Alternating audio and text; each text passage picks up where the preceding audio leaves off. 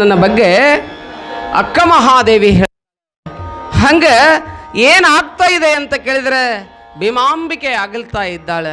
ಭಕ್ತರಿಗೆಲ್ಲ ದುಃಖ ಆಗ್ತದೆ, ನಾಡಿನ ತುಂಬೆಲ್ಲ ಸುದ್ದಿ ಆಗ್ತದೆ. ಆ ಲಿಂಗ ಶರೀರವನ್ನು ಇವತ್ತಿನ ದ್ರೋಣಪುರ ಅಥವಾ ಇಟಗಿ ರೋಣ ಅನ್ನುವಂಥದ್ದೇನು ಕರೀತಾರಲ್ಲ, ಆ ಊರಿನಲ್ಲಿ ಇಟಗಿ ಪವಿತ್ರ ನೆಲದಲ್ಲಿ ಆ ಲಿಂಗ ಶರೀರವನ್ನು ದಫನ ಮಾಡಿ ಏನು ಮಾಡ್ತಾರೆ ಅಂತ ಕೇಳಿದ್ರೆ ಅಲ್ಲೊಂದು ಕರ್ತೃ ಗದ್ದಿಗೆಯನ್ನು ನಿರ್ಮಾಣ ಮಾಡ್ತಾರೆ. ಇವತ್ತು ಆ ಕರ್ತೃ ಗದ್ದಿಗೆಯಿಂದ ಬೇಡಿದಂಥ ಭಕ್ತರಿಗೆ ಆಕೆ ಹೋಗು ಮುಂದೆ ಹೇಳ್ತಾಳೆ, ನಾ ಹೋಗಿನಿ ಅಂತ ತಿಳ್ಕೊಬೇಡ್ರಿ, ಕರ ಕಟ್ಟು ಕಣ್ಣಿಯೊಳಗೆ ನಾನು ಭೀಮಾಂಬಿಕೆಯಾಗಿ ಇರ್ತೀನಿ ಅಂತ ಹೇಳಿ ಭಕ್ತರಿಗೆ ಆಶೀರ್ವಾದವನ್ನು ಕೊಡ್ತಾಳೆ. ಯಾರು ಹತ್ಕೊಂತ ಬರ್ತಾರೆ ಅವ್ರ ಕಣ್ಣೀರನ್ನು ಒರೆಸ್ತಾಳೆ. ಭಕ್ತರ ಕಾಮಧೇನು ಕಲ್ಪ ವೃಕ್ಷವಾಗಿ ಧರ್ಮದೇವತೆ ಅಂತ ಹೇಳಿ ಚಲನಚಿತ್ರವನ್ನು ಮಾಡಿಸಿಕೊಂಡಿರ್ತಕ್ಕಂಥ ಯಾವ ಇಟಗಿಯ ಭೀಮಾಂಬಿಕೆ ಕನ್ನಡ ನಾಡಿನ ಮನದ ಮನೆಯಲ್ಲಿ ಎಲ್ಲರಲ್ಲಿ ತುಂಬಿಕೊಂಡು ಮಹಾನ್ ಚೇತನ ಶಕ್ತಿಯಾಗಿ ಬೆಳಗ್ತಾ ಇದ್ದಾಳೆ. ಇವತ್ತು ಅವಳಲ್ಲಿ ಕೇಳ್ಕೊಳ್ಳೋದು ಏನು ಅಂತ ಕೇಳಿದ್ರೆ ಒಂದು ಪ್ರಾರ್ಥನೆ ಮಾಡ್ತೀನಿ. ನಿಮ್ಮ ಮುಖ ನೋಡಿದ್ರೆ ಅನ್ಸಾಕತ್ತೈತಿ ನೀವು ಏನು ಕೇಳಾಕತ್ತೀರಿ ಅಂತ ನನಗೆ ಗೊತ್ತಾಗೈತಿ, ಅರ್ಥ ಆಗೈತಿ. ಆ ಭಾಗದಾಗ ಸಿಕ್ಕಾಪಟ್ಟಿ ಮಳೆ ಆಗೈತಿ, ಈ ಭಾಗದಾಗ ಮಳೆ ಇಲ್ಲ. ಹೌದಲ್ಲ? ನೋಡಿ ಗೋಣಾಕತ್ತಿದ್ರು ನೋಡಿ ನೀವು. ನಿಮ್ಗೆ ಗ್ಯಾರಂಟಿ ಹೇಳ್ತೀನಿ, 8 ದಿನದಾಗ ಭಾರಿ ಮಳೆ ಆಗ್ತತಿ. ಚಿಂತೆ ಮಾಡಬೇಡ್ರಿ ನೀವು. ಆಕೆ ಭೀಮಾಂಬಿಕೆ ಕೊಡ್ತಾಳೆ, ಚಿಂತೆ ಮಾಡಬೇಡ್ರಿ ನೀವು. ಆರಾಮ್ ಹೋಗ್ರಿ. ಇವತ್ತು ಪ್ರಸಾದ ತಗೊಂಡು ಉಡಿ ತುಂಬಿಸ್ಕೊಂಡು ನಾವೆಲ್ಲರೂ ಗುಡ್ಡಾಪುರ ದಾನಮ್ ಕಂಡಂಗಂತೀರಿ. ದಾನಮ್ ದೇವ್ರೆಲ್ಲ ಬಂದ ಹೊತ್ನಾಗ ಮಳೆ ಯಾಕೆ ಬರಂಗಿಲ್ರಿ? ಏನು ದೊಡ್ಡಾಗತ್ತು? ಹೌದಲ್ಲ? ಅದಕ್ಕೆ ನೀವೆಲ್ಲ ಭಕ್ತಿ ಮಾಡಕತ್ತೀರಿ. ಅವಳ ಪಾದದಲ್ಲಿ ನೀವು ಶಕ್ತಿಯನ್ನು, ನಿಮ್ಮ ಭಕ್ತಿಯನ್ನು ತುಂಬಿದಿರಿ. ನಿಮಗೆಲ್ಲ ಒಳ್ಳೆಯದನ್ನು ಮಾಡ್ತಾಳ ತಾಯಿ ಮಹಾಮಾತೆ ಅನ್ನುವಂಥ ಮಾತನ್ನು ಈ ಸಂದರ್ಭದಲ್ಲಿ ಹಾರೈಸಿ, ಪುರಾಣ ಯಾವಾಗಲೂ ಮುಕ್ತಾಯ ಆಗೋದಿಲ್ಲ. ಅದಕ್ಕೆ ಮತ್ತೊಂದು ನುಡಿಯನ್ನು ಓದಿ ಮರಳಿ ಪ್ರಾರಂಭ ಮಾಡುವಂಥದ್ದು ಒಂದು ಪ್ರವಚನ ಪದ್ಧತಿ ಇರೋಣದರಿಂದ ಅದಕ್ಕೆ ಮತ್ತೊಂದು ನುಡಿಯನ್ನು ಓದಿ ನಾನೇನು ಮಾಡ್ತೀನಿ ಅಂತ ಕೇಳಿದ್ರೆ ಪುರಾಣವನ್ನು ಪ್ರಾರಂಭ ಮಾಡಿ ಮುಂದಿನ ಧರ್ಮ ಸಭೆಗೆ ವೇದಿಕೆಯನ್ನು ಕೊಡಬೇಕಾಗ್ತದೆ. ಏನು ಹೇಳ್ತಾರೆ, ಈ ಚರಿತ್ರೆ ನಾಯಕರು ಕೂಡ ಅನಕ್ಷರಸ್ಥೆ. ಈ ಪುರಾಣವನ್ನು ಬರೆದಂಥವರು ಕೂಡ ಸುರೇಬಾನ ಗ್ರಾಮದ ಈಗ ಗದಗ ಬೆಟಗೇರಿಯಲ್ಲಿದ್ದಂಥ ರಾಮಣ್ಣ ಬ್ಯಾಟಿಯವರು ಅನಕ್ಷರಸ್ಥ ಮನುಷ್ಯ, ಒಂದು ಅಕ್ಷರವನ್ನು ಓದದಂಥ ಮನುಷ್ಯ. ಗದುಗಿನ ತೋಂಟದಾರೆ ಜಗದ್ಗುರುಗಳಿಂದ ದೇವಾಂಗ ಸಮಾಜದವರವರು ಆಶೀರ್ವಾದ ಪಡ್ಕೊಂಡ್ರು. ಆ ಆಶೀರ್ವಾದ ಫಲದಿಂದ ನೂರಾರು ಪುರಾಣಗಳನ್ನು ಬರೆಯುವಂಥ ಶಕ್ತಿ ರಾಮಣ್ಣ ಬ್ಯಾಟಿ ಅವ್ರಿಗೆ ಬಂತು ಅಂತ ಕೇಳಿದರೆ ಗುರುಕೃಪಾ ಅನ್ನುವಂಥದ್ದನ್ನು ನೆನಪಿಟ್ಕೋಬೇಕು.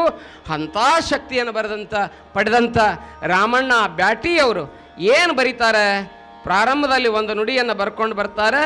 ಏನು ಬರೀತಾರೆ ಅದೊಂದು ನುಡಿಯನ್ನು ಬಾಮಿನಿ ಷಟ್ಪದಲ್ಲಿ ಶರಕುಸುಮ ಭೋಗ ಬಾಮಿನಿ ಪರಿವರ್ಧಿನಿ ವಾರ್ಧಕಗಳೆಂದಾರು ತೆರಂ ನಾಗಚಂದ್ರ ಹೇಳ್ಕೊಂಡು ಬರ್ತಾನೆ.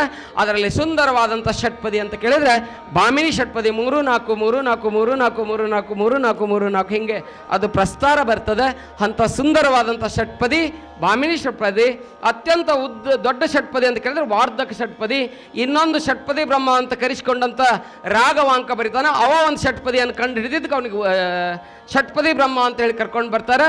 ಅದು ಉದ್ದಂಡ ಷಟ್ಪದಿ ಅಂತ ಹೇಳಿ ಕರೆಸ್ಕೊಳ್ತಂಥ ಕನ್ನಡ ಸಾಹಿತ್ಯದಲ್ಲಿ. ಹಂಗೆ ಇಲ್ಲೊಂದು ಷಟ್ಪದಿಯಲ್ಲಿ ಬರ್ಕೊಂಡು ಬರ್ತಾನೆ. ಏನು ಹೇಳ್ತಾನೆ ಅಂತ ಕೇಳಿದ್ರಮ್ಮ ಭಾಳ ಸುಂದರವಾಗಿ ಹೇಳ್ಕೊಂಡ್ಬರ್ತಾನೆ. ಆ ನುಡಿಯನ್ನು ಓದಿ ತೋರಿಸ್ತಾ ಇದ್ದೇನೆ. ಸೃಷ್ಟಿಗೊಡತಿಯ ಶಕ್ತಿ ಶಂಕರಿ ಹುಟ್ಟಿ ಮಾನವಳಾಗಿ ಲೋಕದಿ ದುಷ್ಟ ಕರ್ಮೇಂದ್ರಿಯಗಳ ಮರ್ದಿಸಿ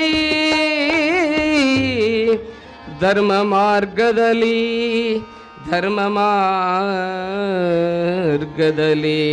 ಮೆಟ್ಟಿನಿಂದಳು ದುರುಳ ಶಕ್ತಿಯ ಭ್ರಷ್ಟರನು ಶಿಷ್ಟರನು ಮಾಡಿದ ಶ್ರೇಷ್ಠ ದೇವತೆ ಇಟಗಿ ಭೀಮಾಂಬಿಕೆಯ ನೆನೆದು. ಹೀಗೆ ಕವಿ ಬಾಮಿನಿ ಷಟ್ಪದಿಯಲ್ಲಿ ಇಟಗಿ ಭೀಮಾಂಬಿಕೆಯನ್ನು ನೆನೆದು ಈ ಪುರಾಣವನ್ನು ಮರಳಿ ಪ್ರಾರಂಭ ಮಾಡ್ತಾರೆ. ಅವಳ ಆಶೀರ್ವಾದ ಈ ನಾಡಿಗೆ ಇರಲಿ.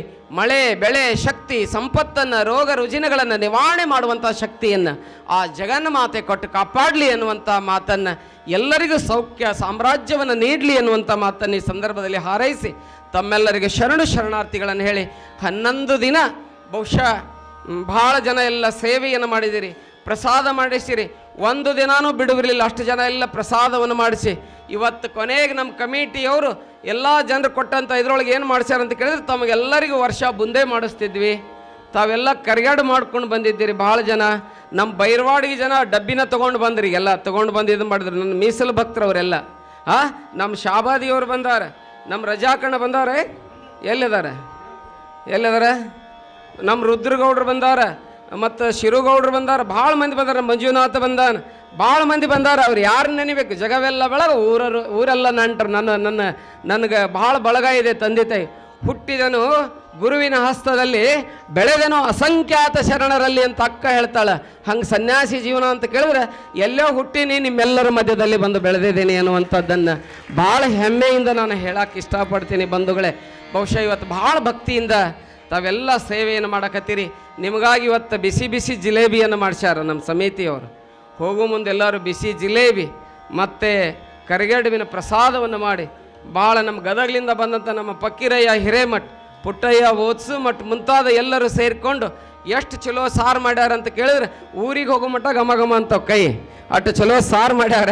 ನೀವೆಲ್ಲರೂ ನಳಪಾಕವನ್ನು ಸವಿದು ನೀವು ಸಂತೋಷ ಪಡಬೇಕು ಅನ್ನುವಂಥ ಮಾತನ್ನು ಈ ಸಂದರ್ಭದಲ್ಲಿ ತಮ್ಮೆಲ್ಲರಿಗೆ ಹಾರೈಸಿ, ಏನೋ ಹೆಚ್ಚು ಕಡಿಮೆ ಆದರೂ ಕೂಡ ಏನು ತಿಳ್ಕೋಬಾರ್ದು ಅನ್ನುವಂಥ ಮಾತನ್ನು, ಇದು ನಿಮ್ಮದೇ ಮಠ, ನಾನು ನಿಮ್ಮ ಮಗ ಅದೇನಿ, ಹೆಚ್ಚು ಕಡಿಮೆ ನೀವೆಲ್ಲರೂ ಸಹಿಸ್ಕೊಂಡು ಹೋಗಬೇಕು ಅನ್ನುವಂಥ ಮಾತನ್ನು ಇವತ್ತು ಭಾಳ ದೂರದಿಂದ ಜನ ಬಂದಾರ. ಹಾವೇರಿಯಿಂದ ಬಂದಾರ, ಗದಗ ಜಿಲ್ಲೆ ಮುಳುಗುಂದದಿಂದ ನಮಗೆ ಕಲಿಸಿದಂಥ ಬಿಜಿ ಯಳವತ್ತಿ ಸರ್ ಅಂತೇಳಿ ಬಂದಾರೆ. ಇಲ್ಲಿ ಕುಂತಾರೆ.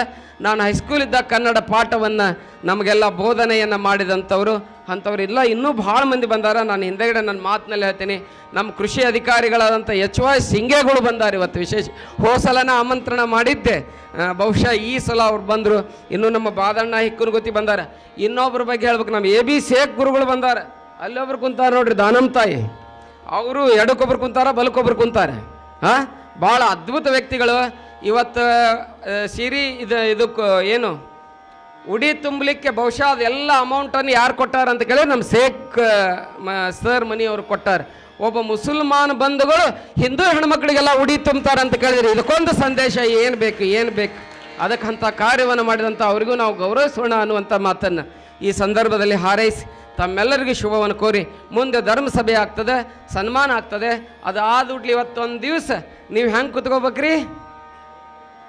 ಅವರ ಜೋರೇ ಜಯಘೋಷ ಮಾಡ್ರಿ ನೋಡೋಣೊಮ್ಮೆ. ಜಗಜ್ಯೋತಿ ಬಸವೇಶ್ವರ. ಬ್ಯಾಟ್ರಿ ಇಳ್ದಾವ್, ಇನ್ನೂ ಚಾರ್ಜ್ ಆಗ್ಬೇಕು. ಜಗಜ್ಯೋತಿ ಬಸವೇಶ್ವರ ಮಹಾರಾಜ್ ಕಿ. ನಮ್ಮ ಯೋಗಾಪುರದಿಂದ ಬಂದಾರೆ. ಯಾರ್ಯಾರು ಭಟ್ರ ತಾಳಿಕೋಟಿಯಿಂದ ಬಂದಾರೆ. ನಮ್ಮ ರೇಣಕ್ಕ ಅವರೆಲ್ಲರೂ ಭಾಳ ಮಂದಿ ಬಂದಿರಿ. ಪಾತ್ಪೂಜೆ ಆಗ್ತದೆ. ಪಾತ್ಪೂಜೆ ಆಗಿಂದ ಹಂಗೆ ಈ ಕಡೆ ಉಡಿ ತುಂಬುದು ನಡೀತದೆ. ಧರ್ಮಸಭೆ ಆದ ಗುಟ್ಲೆ ನೀವೆಲ್ಲರೂ ಸಹಕರಿಸ್ಬೇಕು. ವಿಶೇಷವಾಗಿ ಹೇಳಲಿಲ್ಲ, ನಮ್ಮ ಯಶೋಧ ಕಟ್ಕೆ ಮೇಡಮ್ ಬಂದಾರ. PSI ಅದಾರ. ಅವರು ಹೊರಗೆ ಕಾಕಿ ಹಾಕ್ಯಾರ, ಒಳಗೆ ಕಾವಿ ಹಾಕ್ಕೊಂಡಾರ. ನಾವು ಹೊರಗೆ ಕಾವಿ ಹಾಕಿವಿ, ಒಳಗೆ ಕಾಕಿ ಹಾಕ್ಕೊಂಡಿವಿ ನಾವು. ಅವ್ರು ಹೊರಗೆ ಕಾವಿ ಹಾಕ್ಯಾರ, ಒಳಗೆ ಕಾಕಿ ಹಾಕ್ಕೊಂಡಾರ. ಅದ್ಭುತ ಅಂದ್ರೆ ಇದ ನೋಡ್ರಿ. ಭಾಳ ಅದ್ಭುತವಾಗಿ ಮಾತಾಡ್ತಾರೆ. ಒಳ್ಳೆಯ ಬರಹಗಾರ್ತಿ. ಅವ್ರ ಬಗ್ಗೆ 4 ಮಾತು ಇನ್ನೂ ಹೇಳೋದಿದೆ. ಧರ್ಮಸಭೆಯಲ್ಲಿ ನಾನು ಹೇಳ್ತೀನಿ. ಅವರನ್ನು ನಾನು ಈ ಸಮಾರಂಭದಲ್ಲಿ ಸ್ವಾಗತವನ್ನು ಕೋರ್ತಾ, ನಮ್ಮ ಕುದುರೆ ಗುರುಗಳು ಬಂದಾರೆ, ಭಾಳ ಮಂದಿ ಬಂದಾರೆ. ಒಳ್ಳೇದಾಗಲಿ ಎಲ್ಲರಿಗೂ ಅಂತ ಹಾರೈಸಿ ಮುಂದಿನ ಸಭೆಗೆ ನಾನು ಅನುವು ಮಾಡಿಕೊಡ್ತೀನಿ. ಈ ಪುರಾಣದ ನುಡಿಗಳನ್ನು ಇಲ್ಲಿಗೆ ಮುಕ್ತಾಯ ಮಾಡ್ತಾ ಇದ್ದೀನಿ. ಜೈ ಗುರು ಬಸವೇಶ. ಶಿವ ಪಾರ್ವತೇಶ್ವರ.